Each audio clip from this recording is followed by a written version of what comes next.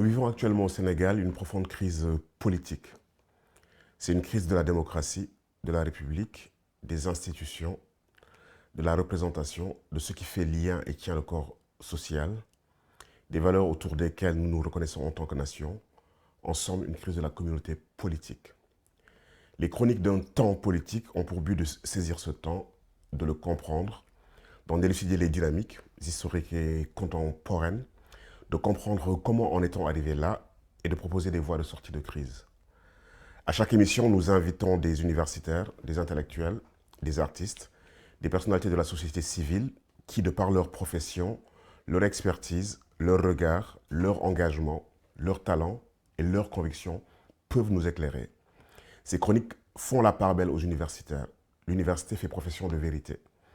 Elle se doit de comprendre la réalité sociale et de l'éclairer. Son éthique lui commande de ne pas mentir sur ce qu'elle sait. Ces chroniques partent de la conviction qu'une parole juste participe de la totalité des actes qui produisent le changement. Une telle parole, fondée sur un savoir, une expérience et portée avec lucidité, clarté et courage, est nécessaire autant que nous vivons. Aujourd'hui, j'ai le grand plaisir d'entrer en conversation avec Alioune Ouagane Ngom. Alioune Ouagane Ngom, bonjour. Bonjour, Frédéric. Un grand merci pour avoir répondu à notre invitation. Donc, vous êtes doctorant en droit public à l'Université de Reims-Champagne-Ardenne. Vous travaillez sur la laïcité dans les ordres constitutionnels français et sénégalais. Et vous vous intéressez à la laïcité, à l'épistémologie juridique, à l'écologie des savoirs et aux nouvelles formes de normativité en Afrique. Donc, notre conversation aujourd'hui, elle portera sur la constitution sénégalaise. Alors, j'aimerais déjà vous demander ce qu'est une constitution. C'est quoi sa fonction? Je vous remercie pour l'invitation par rapport à ces chroniques. Alors, pour répondre à votre question, du point de vue juridique, on définit souvent la Constitution comme étant un texte, une loi fondamentale dont la vocation est de déterminer les modes d'évolution et d'exercice du pouvoir, de déterminer également la façon dont un État doit être géré et quelles sont les règles qui organisent le fonctionnement de cet État-là. Donc du point de vue juridique, c'est la définition qu'on a donnée.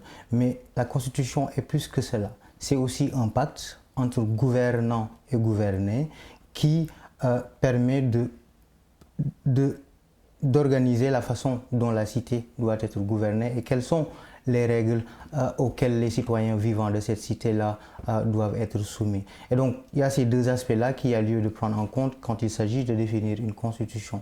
Du point de vue de légitimer l'exercice du pouvoir dans un État, de garantir la façon dont cet État-là doit fonctionner, mais aussi de l'autre part, ça traduit un pacte entre gouvernants et gouvernés et comment ce pacte-là doit être traduit. Donc voilà de façon très synthétique ce qu'on pourrait dire de la signification d'une constitution. Alors, Alioune Ouagane, vous dites que c'est un pacte entre gouvernants et gouvernés. Est-ce qu'on peut en savoir un peu plus sur l'histoire de ce pacte dans le cadre du Sénégal? Comment la constitution du Sénégal est née, à quelle époque, et qui l'a écrite? De quel type de dynamique elle résulte? Est-ce que les citoyens sénégalais ont été conviés à la constitution de ce pacte? Est-ce que vous pouvez revenir sur cette histoire-là? Oui, dans l'histoire constitutionnelle du Sénégal, on a eu la première constitution date de 1959, la constitution du 24 janvier, donc qui était le moment où, à la phase de la préparation de l'indépendance, lorsqu'il y avait la fédération du Mali entre le Sénégal et le Soudan français, donc c'était la première constitution qu'on avait qui était une constitution d'un quasi-État, puisqu'on n'était pas encore, le Sénégal n'était pas encore un État totalement souverain. Après la courte durée de la Fédération du Mali, on a eu une seconde constitution le 26 août 1960 qui était l'une des véritables premières constitutions d'un État souverain du Sénégal. Cette constitution sera remplacée par une troisième constitution, la constitution du 7 mars 1963. Et cette constitution, elle est importante puisque les deux premières, la constituante n'avait pas sollicité le peuple pour l'adoption d'un tel texte constitutionnel. Et la particularité de la constitution du 3 mars 1963, cette fois-ci, c'était de solliciter le peuple par référendum pour que ce nouveau texte-là puisse être adopté.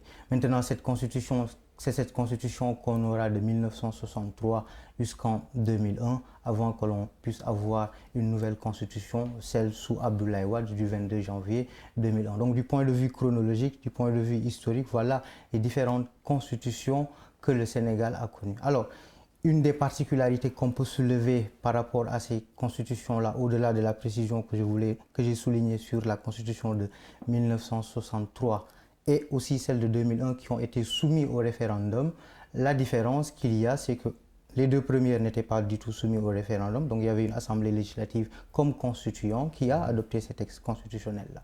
Donc seules les deux autres constitutions ont été adoptées par référendum, Constitution 63 et la Constitution de 2001. Et une autre différence qui a lieu de marquer également, c'est la nature des régimes que ces constitutions instituaient. Les premières constitutions que j'ai citées avant 1963 et 2001 établissaient un régime parlementaire où il y avait le président du Conseil qui avait un rôle important à jouer, mais aussi le Parlement avait un rôle non négligeable. À l'inverse maintenant, les constitutions de 1963 et 2001 établissent des régimes présidentiels où les pouvoirs du président et par conséquent de l'exécutif étaient considérablement accrus. Donc voilà, si vous voulez, ce qu'on peut soulever du point de vue chronologique, les différentes constitutions qui se sont succédées dans l'histoire du Sénégal et d'autre part également les différences en termes de recours ou non du peuple pour l'adoption de ces textes, mais aussi du point de vue de la différence en termes de la différence de la nature des régimes que ces constitutions instituaient pour l'État du Sénégal. Alors, j'aimerais soulever ici deux questions. La première, c'est peut-être lié au texte original. Quelle était la source d'inspiration? Je pense que l'une des critiques qui est formulée à l'endroit de notre Constitution est de dire que c'est une copie de la Constitution de la Ve République. Donc, j'aimerais que vous reveniez sur ce texte-là et peut-être en deuxième lieu sur les raisons du changement constitutionnel de 60 à 63, parce qu'il y a eu une crise en 62 de l'État qui a abouti à l'emprisonnement du président du Conseil de l'époque et probablement du passage à un régime plutôt parlementaire vers un régime présidentiel. Donc ça voudrait dire que ici, l'histoire politique du Sénégal a eu une influence sur le texte qui a suivi après. Est-ce que vous pouvez revenir sur cette question d'origine du texte et peut-être de mutation du texte en fonction du contexte politique sénégalais? Absolument. Oui, cette question de l'origine du texte constitutionnel, il est important. Donc, c'est la question du mimétisme qui se soulève ici et que beaucoup de chercheurs soulèvent quand ils analysent la constitution de la plupart des États d'Afrique francophone. Donc la constitution du Sénégal, les différentes constitutions d'ailleurs qui se sont succédées, sont fondamentalement inspirées de la constitution de la Ve République de la France de 1958. Et donc si vous lisez le contenu, le fond, les différentes institutions qui y sont prévues, la façon dont elles fonctionnent et dont elles sont structurées, cela traduit quasiment la plupart de la façon dont la constitution de la Ve République pose les règles de la façon dont l'État français fonctionne. Donc c'est une inspiration totalement, c'est une inspiration de la Constitution française d'une part. Deuxièmement, pourquoi il y a eu des changements constitutionnels, notamment à partir de 63 ?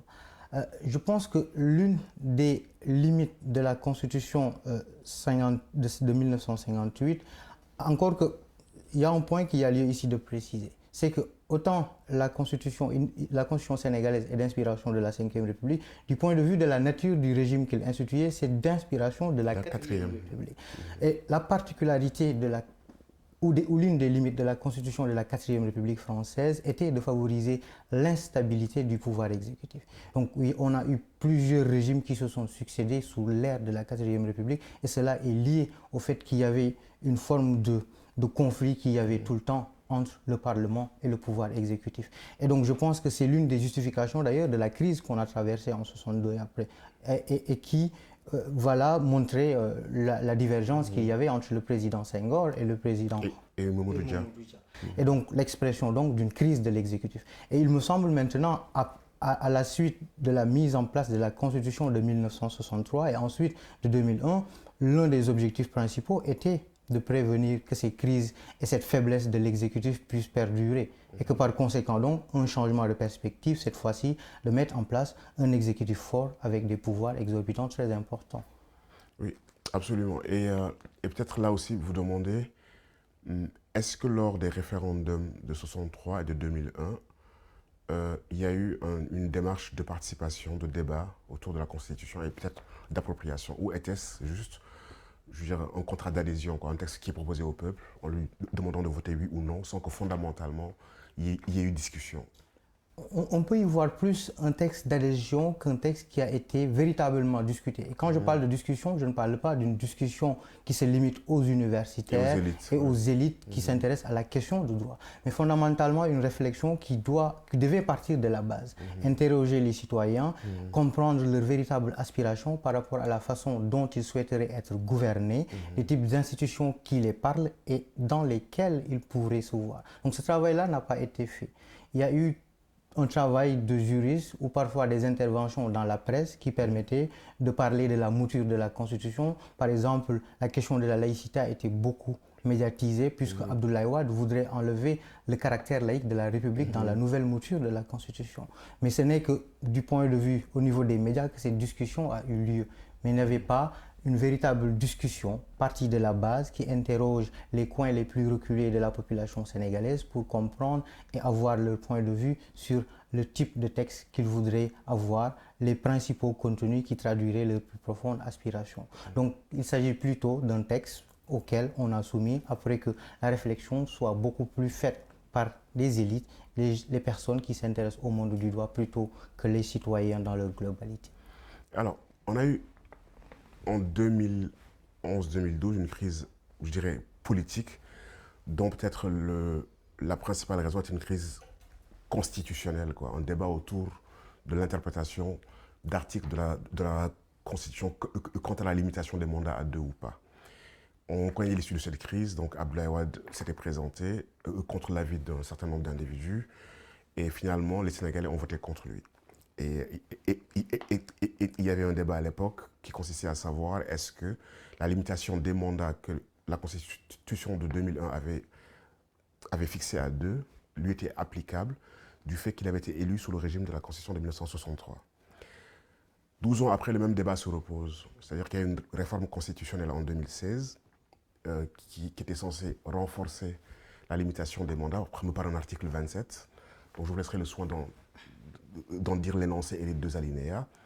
Et on était censé être sorti de cette crise-là définitivement. Donc il semblerait même qu'il y aurait une clause d'éternité qui fixait la limitation des mandats à 2 de manière irrémédiable. Et pourtant, ce débat est revenu. Est-ce que vous pouvez revenir déjà sur l'article 27 de la Constitution et sur le débat qui est en cours?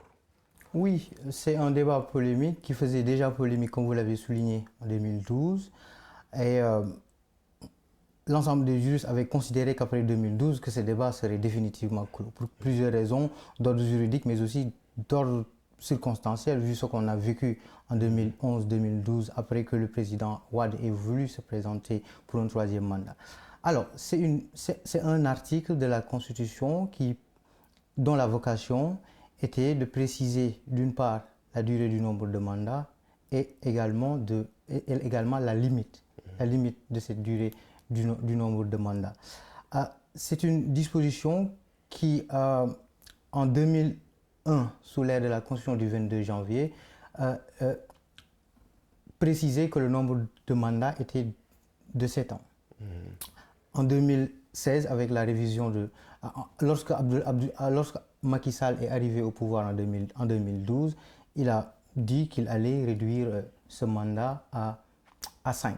Donc de 7 ans, on devait passer de 5 ans. Sauf que je voudrais ici faire une précision avant de revenir du cas de 2012 jusqu'en 2022, au moment 2023. Il y a ici de distinguer 2 circonstances très différentes.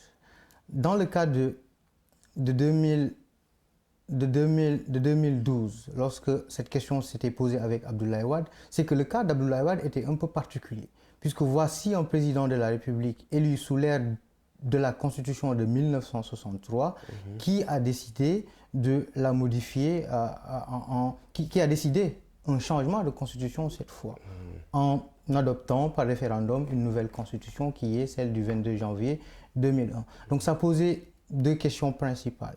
Est-ce que le premier mandat qui était en cours devait commencer à être comptabilisé à partir de la date d'élection d'Abdoulaye Wade, ou est-ce qu'on devait commencer à décompter à partir de la date de la nouvelle constitution de 2001? Et donc cette question juridiquement, elle pourrait être envisagée. Elle avait lieu d'être, me semble-t-il. Et c'est ce que le Conseil constitutionnel en 2012, dans sa décision pour valider la candidature d'Abdoulaye Wade, avait précisé. Que s'il y aurait une incohérence du point de vue juridique à vouloir soumettre un président de la République qui était élu sous l'ère d'une ancienne constitution à vouloir lui soumettre des dispositions d'une nouvelle constitution. Et c'est la raison pour laquelle d'ailleurs il y avait une disposition transitoire, l'article 104, qui précisait que le président en exercice poursuit son mandat jusqu'en terme, pour préciser que le premier mandat était exclusivement sous l'ère de la constitution de 1963. Et donc c'est la raison pour laquelle le Conseil constitutionnel avait validé en 2012 la candidature d'Abdoulaye Wade. Sauf que maintenant, en 2012, lorsque Macky Sall a été élu, et qu'il y a, après une révision de l'article 27 en 2016, cette fois-ci, c'est une révision d'une constitution dont il est question. Il ne s'agit pas d'un changement de constitution. Et cette disposition est très clairement énoncée. C'est-à-dire que la durée du mandat du président de la République est de 7 ans. Nul ne peut exercer plus de 2 mandats consécutifs. C'est ce que dit la disposition en question. Et donc, dans le cas de Macky Sall, juridiquement, on ne se trouve pas comme dans le cas de 2012 avec Abdoulaye Wade. La disposition, d'une part, elle est claire.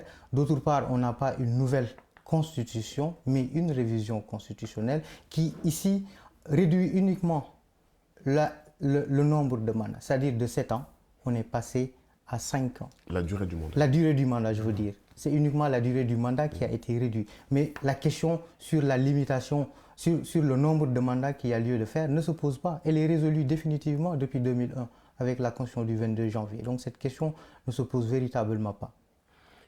Et alors, donc, je vais un peu reprendre les arguments de ceux qui veulent un troisième mandat et qui l'appellent un deuxième quinquennat. L'un des arguments est de lier les 2 alinéas. La durée du mandat présidentiel est de 5 ans, point. L'alinéa qui suit, nul ne peut exercer plus de 2 mandats consécutifs. Donc l'implicite de ce lien-là serait de dire que le mandat dont il s'agit serait le mandat de 5 ans. Donc on est bien clair ici que les 2 alinéas ne sont pas liés. L'un traite de la durée et l'autre traite du mandat. Oui, absolument. Là, vous avez un alinéa qui parle de la durée et de l'autre alinéa qui parle du mandat, du nombre de mandats qu'il y a lieu de faire.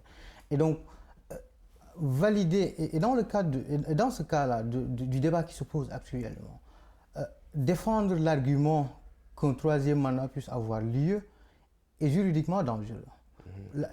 La première raison est que si on considère que le mandat de 2012 en 2019 n'est pas comptabilisé, ça signifie que l'ensemble des actes juridiques et des décisions qui ont été prises par l'État du Sénégal et son gouvernement sont illégales.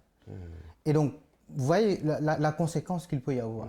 Et l'un des autres arguments qu'il y a lieu également de mettre sur la table, c'est la question de la parole du président de la République, et qui me semble être important. La plupart des juristes vont considérer que la parole du président de la République n'a pas de valeur juridique. Mais je pense l'inverse. Et la raison est que si on lit la Constitution, notamment à son article 37, il précise que le président de la République est installé dans ses fonctions après avoir prêté serment en séance publique devant le Conseil constitutionnel en jurant que devant Dieu et devant la nation sénégalaise, il va remplir fidèlement les charges de président de la République, de faire respecter les dispositions de la Constitution et de la loi, etc. Et donc même l'exercice de la fonction présidentielle est soumis lié à sa parole, la parole qu'il institue au début, de jurer publiquement qu'il va remplir fidèlement ses charges de président de la République. Et donc voilà un argument juridique qui montre que le serment, le fait pour un président de donner sa parole que je vais faire un acte, que je vais poser cet acte-là quand il s'agit de la façon dont l'État dont il incarne fonctionne, a une véritable valeur et ne peut pas être mis au même niveau que la parole d'un autre citoyen ordinaire. Ça, c'est un argument juridique. L'autre argument, il est d'ordre moral, mais aussi à lui avoir avec la culture sénégalaise et nos cosmovisions. Je pense que nous avons au Sénégal ce qu'on appelle le kaddu, la parole donnée, qui me semble être extrêmement important dans la société sénégalaise. Et donc, il est important pour quelqu'un qui dirige, quand il donne une parole, de s'y tenir et de la respecter. Donc, du point de vue également, ne serait-ce que du point de vue également de la signification de cette parole donnée d'un dirigeant, d'un quelqu'un qui dirige une société ou qui dirige un État comme le Sénégal, cette parole donnée-là, elle me semble être importante et doit être prise en considération comme étant un acte ayant la même valeur que lorsqu'on aurait écrit en jurant sur l'honneur qu'on allait accomplir une action donnée. Justement, donc j'en profite pour peut-être réfléchir avec vous sur la question des normativités endogènes et comment peut-être faire en sorte que notre constitution reflète des normes que nos sociétés ont produites, qu'elles ont instituées et qu'elles estiment sacrées. Donc l'exemple que vous venez de donner est très éloquent, donc la parole donnée. Sidi Alpha Ndiaye, dans une précédente interview, disait que le président français Jacques Chirac s'était engagé oralement à ne plus poursuivre les essais nucléaires dans le Pacifique. Et que cette fameuse parole lui a été opposée lorsqu'il a voulu les reprendre et que la Cour européenne avait estimé que cette parole-là, elle l'engageait. Les sociétés africaines, on le sait, sont des sociétés aussi de l'oralité et où la parole a une grande importance. Est-ce qu'on peut envisager que dans une constitution sénégalaise, le kaddu, dans une révision, puisse être institué comme une norme sacrée et constitutionnalisé? Absolument, et je pense que c'est le chantier le plus urgent auquel les chercheurs doivent s'atteler. Essayer de travailler à une conformité du contenu des textes par rapport à des valeurs et des concepts comme le kaddu qui sont importants dans les sociétés africaines et particulièrement au Sénégal. Mais ce travail-là, il doit être fait d'une part par les chercheurs, mais aussi, je pense, le Conseil constitutionnel a un rôle important à jouer dans ce travail-là. C'est-à-dire qu'aujourd'hui, par exemple, le Conseil constitutionnel pourrait, par exemple, créer des catégories juridiques comme le kaddu et permettre à ce qu'on puisse l'inscrire dans le texte constitutionnel. Et donc, son travail d'interprétation qui pourrait devenir un travail de création de normes à la fois pourrait permettre à ce que des concepts comme le kaddu puissent être traduits dans le texte constitutionnel. Et je pense que s'il y a un défi qui se pose, c'est ce défi-là, de penser à de nouvelles catégories juridiques, à de nouvelles formes de normativité et qui, me semble-t-il, ne sont pas forcément celles qui sont dans les livres de droit constitutionnel et qu'on doit aller chercher dans d'autres lieux, dans d'autres archives de savoir qui ne sont pas d'autres ressources qui ne sont pas ceux officiels et qu'on pourrait aller rechercher dans des cérémonies très naturelles comme les mariages, comme les cérémonies d'initiation. On a le boucout chez les Diola, on a le Ndout chez le Serer qui traduisent tout un ensemble de valeurs qui sont totalement implantées dans la société sénégalaise, par exemple. Donc en fait, ce que vous êtes en train de nous dire, c'est que le rôle du Conseil constitutionnel ne serait pas juste de faire appliquer une règle, une norme déjà instituée, mais aussi d'en créer qui sont en phase avec les dynamiques sociologiques, anthropologiques et surtout les espaces de création de normes des sociétés. Donc est-ce que ça ne pose pas ici la question de la composition ou de la forme? Parce qu'il y a des débats aussi sur est-ce qu'on doit avoir une cour constitutionnelle, est-ce qu'il faut une assemblée constituante? Comment faire en sorte que le Conseil constitutionnel ne soit pas entre les mains de l'exécutif dans le jeu des nominations, qui est une désemprise. Et donc, qu'est-ce que vous envisageriez comme dispositif optimal aujourd'hui si on devait réformer, si on devait réfléchir et être en prospective? Il me semble que le travail qui a lieu de faire, c'est d'une part d'élargir considérablement ses compétences.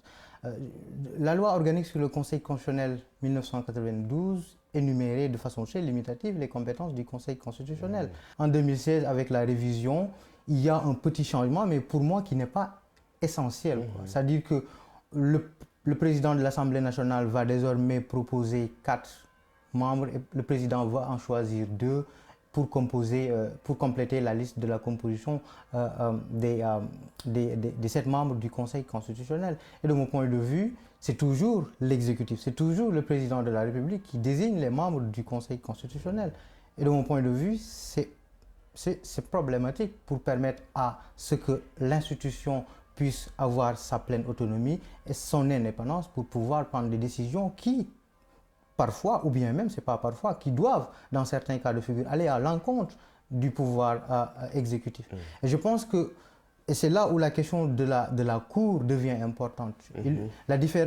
Faire la différence qu'il y a entre un simple Conseil constitutionnel et une Cour constitutionnelle qui doit être une véritable juridiction, qui prend des décisions qui s'appliquent à l'exécutif comme au législatif, qui permet vraiment de garantir un véritable équilibre entre le Parlement et le pouvoir exécutif. Et je vais donner l'exemple, par exemple, de la Cour constitutionnelle béninoise ou la Cour constitutionnelle du Niger ou de la Centrafrique, qui jouent mais véritablement un rôle de véritable Cour constitutionnelle et qui dans plusieurs cas, prennent des décisions qui vont à l'encontre de l'exécutif. Et je pense que c'est à ce travail-là, du point de vue de l'élargissement des compétences du Conseil, mais aussi du point de vue d'un changement radical de la façon dont elle se compose, qu'il y a lieu de prendre en considération. Le dernier aspect maintenant, me semble-t-il, a quelque chose à voir avec le juge constitutionnel, qui doit prendre ses responsabilités en matière d'interprétation lorsque le contexte l'exige de dépasser l'enfermement textuel. Et selon le contexte et la circonstance et l'enfermement juridique, selon les circonstances et le contexte, de prendre une position d'interprétation normative qui permet de réguler, qui permet de résoudre, par exemple, une question qui se pose dans une période clé ou cruciale de l'histoire d'un État. Alioune, est-ce qu'on peut considérer qu'à partir de là, la Cour constitutionnelle, elle pourrait intégrer des sociologues, des économistes, des gens qui viennent de la société civile ou des sages pour refléter justement les ressources sociétales de normativité qui doivent être prises en compte et sortir d'un juridicisme étroit, quoi? Absolument. Et je pense que c'est un travail qui a lieu de faire. Je donne juste un exemple très simple. La situation actuelle que nous vivons au Sénégal. Le recours premier, ce n'est pas le Conseil constitutionnel ou d'autres institutions. On fait allusion à d'autres dynamiques qui, lorsque la société ou la situation politique sénégalaise rencontre des difficultés, on s'adresse au Khalife général des Mourides ou à d'autres dignitaires du pays. Donc je pense qu'il serait logique que dans une institution régulatrice du fonctionnement des institutions comme le Conseil constitutionnel, qu'il puisse y avoir des profils différents, qui permettent également, dans les décisions, que l'on puisse prendre en compte différentes perspectives qui ne sont pas que exclusivement juridiques, qui seront aussi d'ordre sociologique, d'ordre anthropologique, d'ordre historique, pour que la décision, lorsqu'elle sera prise, puisse avoir une totale efficacité dans le but qui est visé en fait dans les dispositions qui sont interprétées. Donc je pense que oui, intégrer d'autres profils autres que des juristes dans la composition du Conseil constitutionnel, me semble-t-il, serait une excellente innovation et qui permettrait de rendre plus efficaces les décisions du Conseil. Alors, la question que j'aimerais vous poser, le texte constitutionnel sénégalais a une origine, on va dire, exogène, mais comme la plupart des textes constitutionnels dans le monde, est-ce qu'on ne pourrait pas considérer que certaines de ces dispositions sont universelles? Les libertés civiles, les droits, la justice, l'équité, que peu importe où est-ce qu'elles ont été rédigées, dans quel lieu, mais que fondamentalement, elles s'adressent aux humains et que tous les humains peuvent s'y reconnaître. Ça, c'est ma première question. Et la deuxième, qui suit celle-ci, c'est de dire, est-ce que les crises que nous avons connues et les revendications au respect de la Constitution, en 2011, 2012, touche pas à ma Constitution, tous les débats qu'il y a eu autour, l'attachement quand même d'une certaine société sénégalaise à sa Constitution ne signe pas ici, n'indique pas une forme d'appropriation, que dans le temps historique, que les Sénégalais se sont appropriés la Constitution et ils veulent la défendre. Et actuellement, le débat, c'est de dire il serait bien que le président actuel respecte les termes et l'esprit de la Constitution de 2001, révisée en 2016.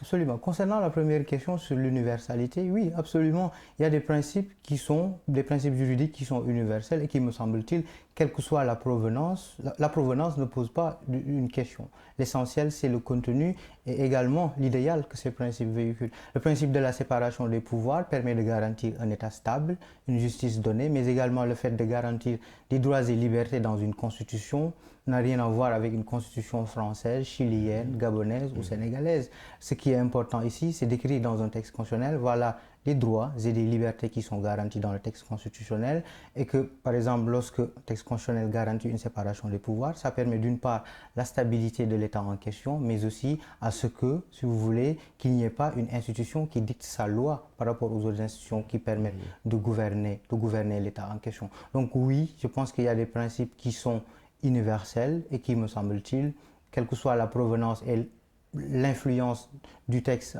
de la Constitution, ces principes-là peuvent être partagés par tous les États du monde. Ça, c'est la réponse par rapport à la première question. Donc c'est un argument qu'on pourrait opposer à ceux qui veulent désacraliser la Constitution ou la dévitaliser sous prétexte qu'elle ne serait pas sénégalaise. Non, je pense que la Constitution... Dans son origine, voilà. Oui, la Constitution sénégalaise a des origines françaises. Et le débat sur le mimétisme, il s'est posé, mais je pense que ce n'est pas une raison de dévitaliser ou de discréditer la Constitution sénégalaise. C'est à nous maintenant, les Sénégalais, aux chercheurs, aux juges constitutionnels, de s'approprier de cette Constitution, d'y intégrer des normes endogènes, de l'interpréter d'une façon qui serait conforme aux plus profondes aspirations de la population sénégalaise. Et je pense que si vous voyez l'ensemble des évolutions des États, du point de vue du fonctionnement institutionnel, c'est fait de cette façon-là. La séparation des pouvoirs est née en Angleterre, mais aujourd'hui, les différents États qui l'appliquent et qui essaient de la faire fonctionner à leur façon sont multiples dans le monde. On a plusieurs États aujourd'hui qui appliquent ces principes-là. Donc l'origine, me semble-t-il, n'est pas la question principale, mais ce qu'on fait de ces principes, de ces valeurs, de ces règles que l'on importe ailleurs, qu'est-ce qu'on en fait maintenant en l'adaptant aux situations, à l'histoire et à la culture du pays concerné. Et je pense que c'est ce travail-là qu'il faudra faire au Sénégal, non pas dévitaliser la Constitution, elle joue son rôle, c'est un travail d'adaptation, de réappropriation, d'invention et d'interprétation pour pouvoir l'adapter aux aspirations des citoyens sénégalais. Il me semble que c'est ce travail-là qu'il y a lieu de faire. Et oui, peut-être pourrait-on considérer que les crises de ces 10 dernières années et tous les débats autour de la Constitution et les revendications du respect de celle-ci indiqueraient une forte appropriation, en tout cas de la jeunesse sénégalaise. Absolument, absolument. Je pense qu'une crise est révélatrice de la valeur d'un texte constitutionnel. Une crise politique révèle la dynamique du texte constitutionnel. Est-ce qu'elle est en mesure de faire tenir l'État, la société et l'État qu'il organise? Puisque l'une des fonctions d'une constitution, ce n'est pas tout simplement d'énumérer des règles pour le fonctionnement des institutions, de garantir des droits et libertés, c'est également de prévoir, quand des crises interviennent, quelles sont les règles et les institutions qui doivent régler et réguler ces crises-là. Donc la valeur d'une constitution s'apprécie également par rapport à sa possibilité et à son aptitude à régler les crises à résoudre les crises d'un État donné. Et je pense que ces dernières années-là, ce qu'on voit au Sénégal avec des citoyens qui disent « touche pas à ma constitution », qui s'intéressent de plus en plus à l'article 27 sur les mandats, entre autres, est-ce que le président peut faire 2 ou 3 mandats, entre autres, révèle qu'il y a une réappropriation de la Constitution, que le citoyen de plus en plus s'intéresse à la Constitution, à sa fonction et l'utilise pour pouvoir lutter lorsque, par exemple, un président de la République ou quelqu'un d'autre voudrait aller à l'encontre de ce que prévoient les dispositions de la Constitution. Je vous remercie, Alioune Ouagane Ngom. C'est moi qui vous remercie.